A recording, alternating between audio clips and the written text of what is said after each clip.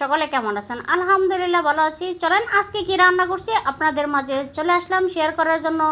এখানে লাগছে আমার গরুর মাংস, টক দই। মেন হয়েছিল আমার টক দইটা অবশ্যই লাগবো, আপনারা দেওয়ার চেষ্টা করবেন। আমার লাগছে 2 কেজির মতো গরুর মাংস। তেল, যে গরুর মাংস রান্না করার যে মশলা লাগে এটা দিয়ে ভালো করে মাখায় রান্না করে নিচ্ছি মাংসটা। এই পর্যায়ে ভাতটাও রান্না করে নিচ্ছি। বাসমতি চালের ভাত ছিল, রাইস ছিল। রান্না করার পরে লেয়ারে লেয়ারে আমি দিয়ে দিচ্ছি। সো এ পর্যায়ে আমি মাংস দেব, ভাত দেবো, লেয়ার আকারে দিতে হবে। অবশ্যই খেয়াল রাখবেন লেয়ারে লেয়ারে দিতে হবে। আমার অলরেডি 3-4 লেয়ার হয়ে গেছিলো। আমার মেয়ে দেখাচ্ছিল বাসমতি চালগুলো এরকম ঝরঝরা লম্বা আকারে, দেখতে এত সুন্দর লাগে, ভালো লাগে মাশাল্লাহ। মানে গরুর মাংসটা দেখার মতো স্বাদ, ফ্লেভার, গন্ধ এত ভালো আসছিল বলার মতো না। জানি না অনেক সময় রান্না এত ভালো আসে, আবার অনেক সময় ভালো আসে না।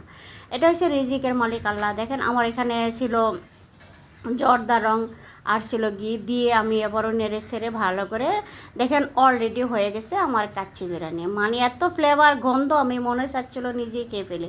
সবাই ভালো থাকে।